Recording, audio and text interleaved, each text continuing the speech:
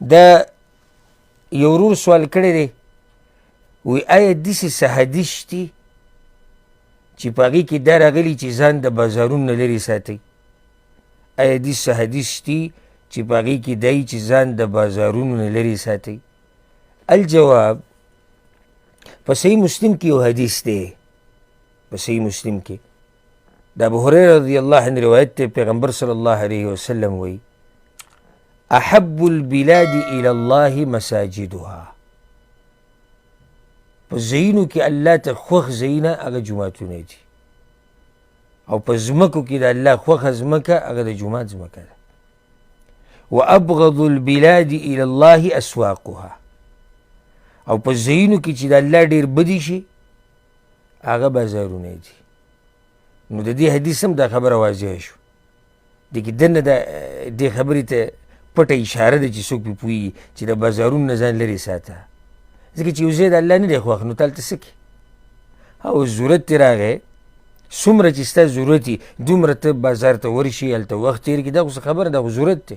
پیغمبر صلی الله علیه وسلم هم بازارونو ته تللی دی، صحابه کرام هم بازارونو ته تللي دي، علما هم تللي دي او ځي هم، خو دومره څومره چې ستا ضرورت وي.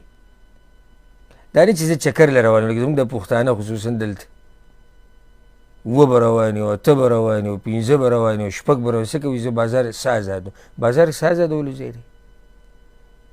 پیغمبر صلی الله علیه وسلم ابغض البلاد الی الله، په ځایونو کې د الله دا ځای ډېر بدي شي او ته پکې څه ازادې؟ دا ډېره عجیبه خبره چې یو سړی څه ازادولو له بازار ته وځي.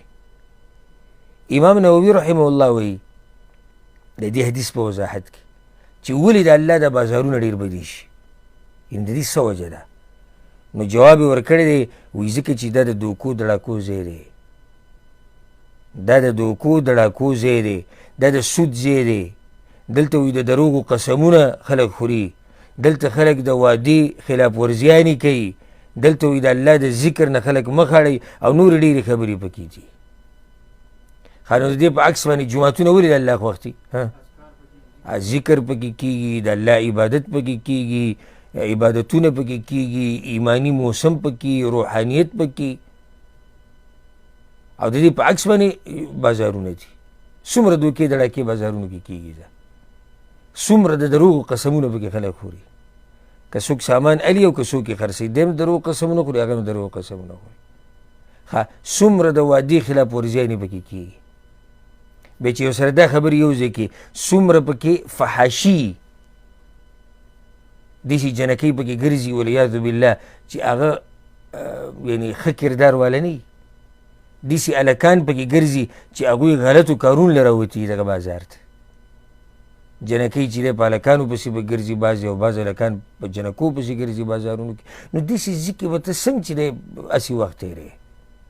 ما وایي ضرورت نه ته چا نه یې منع کړی، لاړ شه، څومره چې ضرورت دی، څومره چې کار دی هغه وکړه، خو بیا بغیر ضرورته په داسې ځای کې وخت مه تېروه چې هغه ځای د الله بدي شي.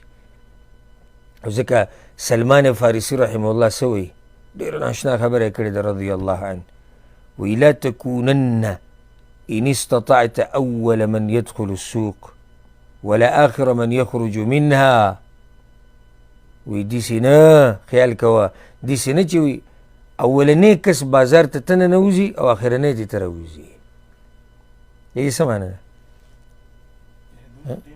ټیم به پکې ډېر نه تېری، دا معنی ده. داسې نه چې ته په انتظار ناست چې لکه بازارونه کله کولویږي او بس منډه کړي دي زه خو لاړم بازار ته، او یا بازارونه بندېږي او دوکان والا اکثر چغې کوي لکه وځئ وځئ دوکانونه موږ بندو، او دی له بیا هم لیکي. داسې مه کوه. ولې؟ فإنها معركة الشیطان. په بازار کې د چا معرکه روانه ده؟ د شیطان معرکه روانه. شیطان سخت خوشحاله دی دغه خلکو ته راکم چې په بازارونو کې ګرځي. د ورور سوال دا و چې آیا داسې حدیث شته چې په هغې کې د بازارونو لرې کېدو باره کې خبره شوي؟ نو دغه حدیث د صحیح مسلم ده، په دې کې دغه خبره ده کومې ته چې موږ اشاره وکړه. والله اعلم.